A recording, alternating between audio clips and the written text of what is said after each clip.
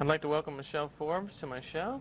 Michelle Forbes plays Ensign Ro in Star Trek The Next Generation. Thank you for coming. Well, I'm happy to be here. And like I commented off the air, I think you look much better without that rill on your nose. Well, thank you. know. As I commented, it's nice to be without it. By the way, when you go under makeup, how long does it take for the whole process? It takes an hour and a half, which isn't as bad as one thinks. When you consider that Michael Dorn also takes an hour and a half, all of a sudden I started wondering why I was in the chair for an hour and a half.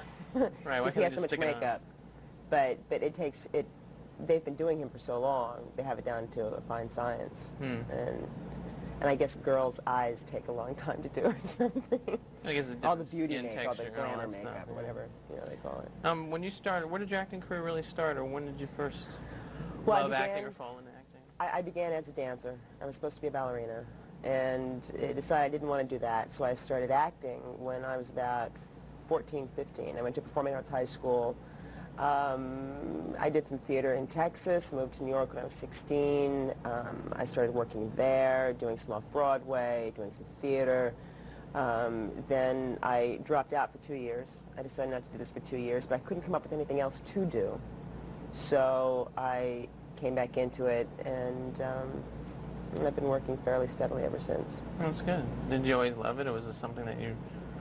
Oh, it's a love-hate thing. I do. I mean, I really, really love what I do. But when I'm not working, then I hate it.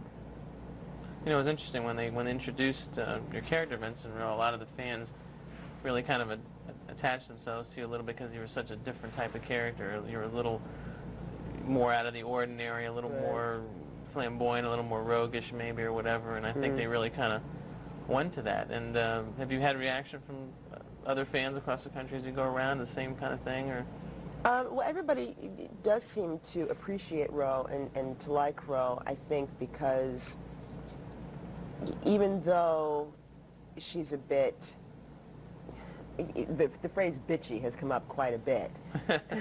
I prefer to think of it as acerbic, and I think because it comes from a place of insecurity and a place of fear and a place of having to prove herself,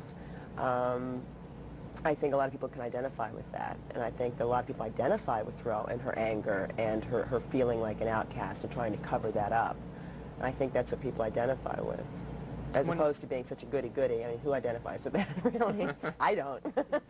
How were you actually chosen for the role, or what did you just go through a regular reading, or? A regular process. I did a show last year, the season previous to all the Ro episodes, called Half a Life, where I played a completely different character, and when they came up with the character of Ro, they remembered me and they brought me back in. Well, that was good. Yeah. Did you actually get to talk to Roddenberry at the time before? I never got to talk to Gene or meet him, which is really unfortunate. Yeah, it's a shame. What does the whole Star Trek phenomenon kind of mean to you? Is it something that's interesting, fun, overwhelming, all three? Interesting and fun. I think, people keep saying, are you overwhelmed? And I haven't really, I've been out of town for the last 4 months though as well. So, you know, I'm not really, I guess not a lot overwhelms me, but interesting and fun, definitely. I mean, to find out the history. I was always aware of Star Trek. I was never a Trekkie, but I was always aware of it. And I mean, how can you grow up in this country and not be aware of the phenomenon of Star Trek? And but I don't watch a lot of television, so I didn't. So I wasn't really that familiar with it. And then a friend of mine did 2 episodes, my friend Elizabeth Dennehy, and I saw these 2 episodes. I thought, my gosh, what a good show. I mean, it's really great. And then once I got involved with it, then I really became aware of how enormous the attention is for the show. So I mean, it fascinates me. It really does. And the whole philosophy behind Roddenberry's vision, I knew nothing about. You know, when I was watching the original Star Trek when I was younger, I had not a clue. It was a fun place to go and to escape to. But when I did this show, I started to find out about his philosophy, and I was really sort of amazed and intrigued by it. Yeah, it hasn't lasted 25 years for no reason. Right, exactly. Has it affected, since you've been picked for Ensign Ro and been on several episodes, has it affected your life or career in any way? Have you noticed anything good coming off of it? A lot of people watch the show. I know that. I mean, a lot of business meetings that I take elsewhere, A lot of people have watched the show and are you know, I just didn't expect that within the industry, but everybody seems to watch Star Trek and everybody seems to love it. So, I mean, I guess that's been good. What would be your favorite episode that Ensign Ro is involved in? Your personal favorite, of the ones that you've done? I think the first one still. I mean, that was when I got that script, and my heart was so taken by the story.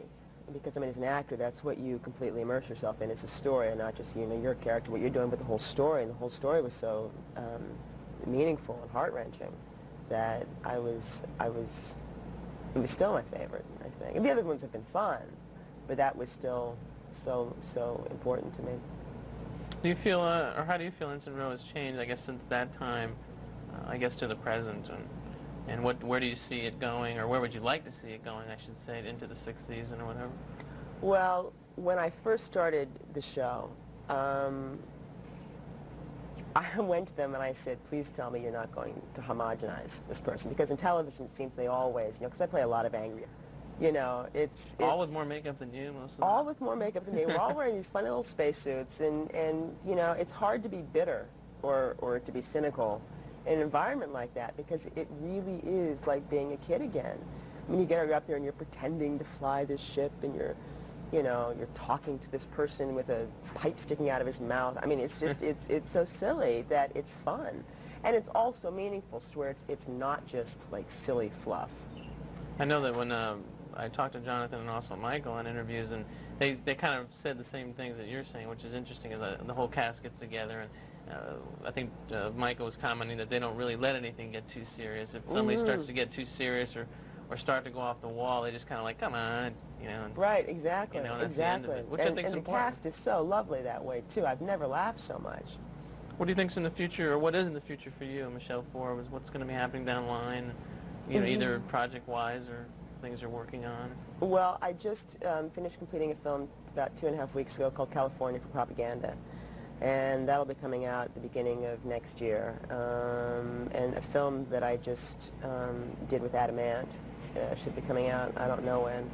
And and that's what's happening right now. And I'm trying to take some time off right now, and then hopefully other things will come in. I have a few things pending, but we'll have to wait and see about that. Well, that's good. We're going to have to look for you, and I really appreciate you being on, and very good luck in anything you do in the future down the line. We'll be looking for you. Well, thank you. It's my Thanks for pleasure being to on be the here. show. Thank you. Okay.